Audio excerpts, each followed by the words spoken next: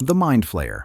The Mind Flayer sits at the center of the Upside Down's ecosystem. It doesn't hunt like a single animal. Instead, it actually spreads like an intelligence, using infection and control to turn Hawkins into its workspace. In Season 2, it shows up as a towering storm of black particles. In this season, the Mind Flayer didn't need to physically walk around Hawkins to be dangerous. It won by getting inside people, bending them, then using them to move its plans forward without showing its face. Honestly, I think Season 2's Mind Flayer is still its most terrifying version. That's what happens with Will Byers. In this season, the Mind Flayer links to him and uses him as a doorway. It builds a hive mind that connects upside-down creatures like they're all part of one nervous system. Through Will, it learns where people are, what they're doing, and how close they are to the tunnels spreading under Hawkins. When the group breaks that connection, the threat doesn't disappear, it just changes tactics.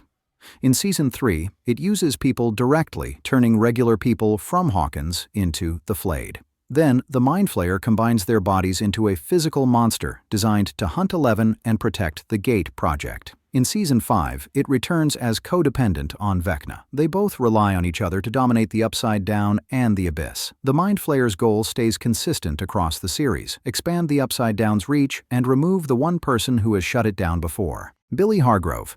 Billy starts out as a villain Hawkins understands. He's a human problem, not an upside-down one. In Season 2, he's aggressive, reckless, and obsessed with control, especially over Max and anyone who challenges him. He bullies, threatens, and escalates fast. He drags real-world danger into the story even when the monsters aren't on screen. The fight at the Byers' house shows how quickly he can turn violent, and it proves the group can't always solve problems with a clever plan or a secret code word. Season 3 turns Billy into something worse by taking away his agency and turning him into a weapon. After the Mind Flayer targets him, he becomes the first major flayed person we follow closely. He actually also ends up spreading the infection around town. He recruits victims, sets traps, and uses his normal life as camouflage. The sauna test scene captures the horror of it because Billy's body is there, but his choices aren't. He becomes the Mind Flayer's messenger, and that gives it access to Hawkins through someone who looks completely normal. Billy's story works because it blends personal damage with supernatural control.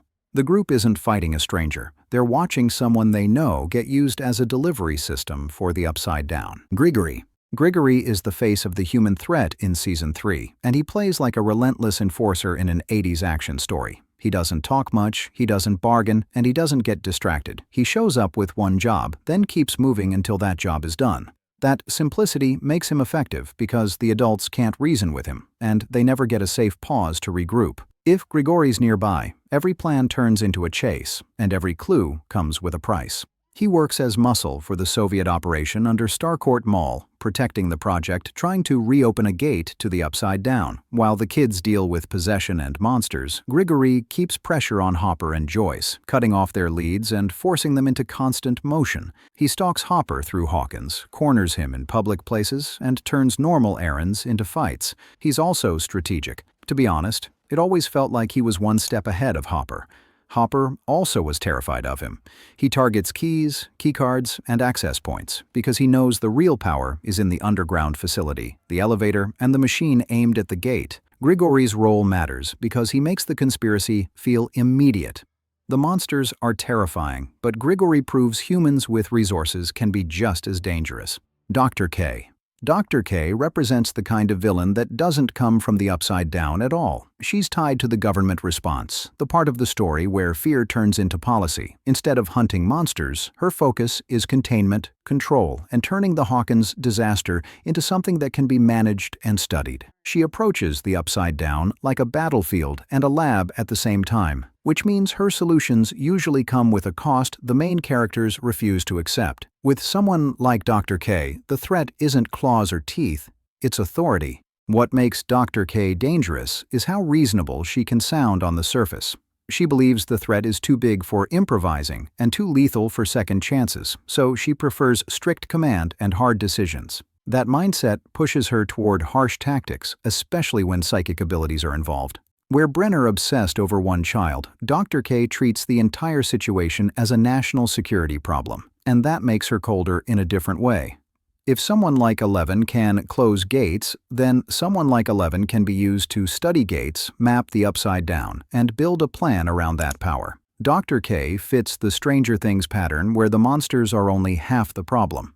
The other half is what people do when they think they're protecting the world, and they stop caring who gets hurt along the way. Dr. Brenner. Dr. Martin Brenner, the man 11 calls Papa, is the original human architect of the disaster. He doesn't open the gate with a dramatic confession. He opens it by treating children like equipment and calling it research.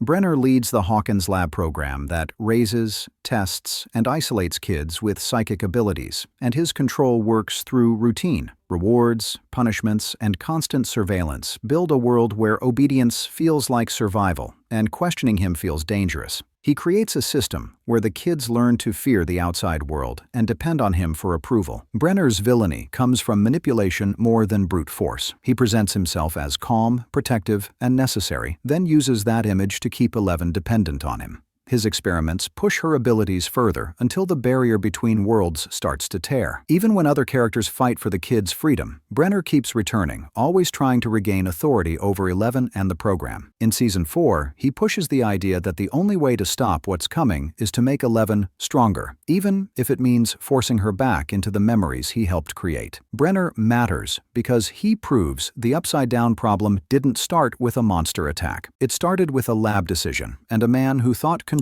mattered more than humanity. Jason Carver. Jason Carver becomes a villain without ever thinking of himself as one. In Season 4, he starts as the kind of person Hawkins rewards. He's popular, confident, and treated like a leader through school culture and basketball. When Chrissy Cunningham dies, Jason's grief turns into certainty, and certainty turns into a mission. He decides Eddie Munson must be responsible, and once he picks that target, he pulls other people into the same story. He stops looking for answers and starts looking for someone to punish. Jason's threat isn't supernatural power. It's the way he weaponizes fear inside a town that already feels out of control. Hawkins is dealing with unexplained deaths, rumors, and a growing sense that something evil is nearby. Jason offers a simple explanation and a clear enemy, and that's why people follow him.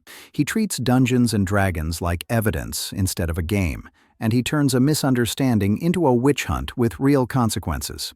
That pressure boxes the main characters in from the outside, while Vecna works from the inside. Jason's arc shows how panic spreads, how crowds form, and how fast a community can turn on someone when it's desperate for control. In a season about monsters, Jason proves the town itself can become a threat. Demogorgon. The Demogorgon is the first proof that the Upside Down isn't just a creepy parallel world. It's a hunting ground, and Hawkins ends up right beside it. The Demogorgon's design makes it instantly iconic. It looks humanoid from a distance, then its head opens like a flower to reveal a mouth full of teeth. That reveal sells the idea that this creature doesn't fit in nature. It's built for predation, and it treats Hawkins like territory, not like a place with rules. In Season 1, the Demogorgon's impact comes from how it moves and how little anyone understands it. It stalks victims, snatches them, and slips between worlds through temporary openings, often in places where the barrier is already weak. That's how Will Byers disappears. And it's why Hawkins feels unsafe even in familiar spaces like a shed, a road, or a home. Conventional weapons don't solve the problem right away, and every encounter teaches the characters a new rule, like fire being one of the few things that drives it back. The Demogorgon also sets the tone for the entire series. It's the moment the story stops being small-town weird and becomes survival horror. Even when other villains show up later, the Demogorgon stays important because it's the creature that proved the Upside Down could reach out and take someone. Vecna. Vecna is the villain who turns the Upside Down from a mystery into a personal enemy. He isn't a random creature that wandered into Hawkins. He chooses targets, invades their minds, and uses trauma like a tool.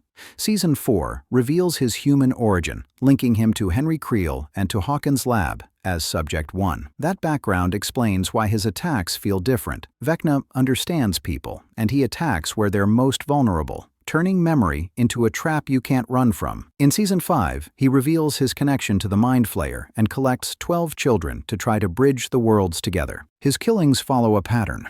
He isolates someone through visions, forces them to relive the worst parts of their life, then uses that fear to break them completely. Each death also serves a larger purpose.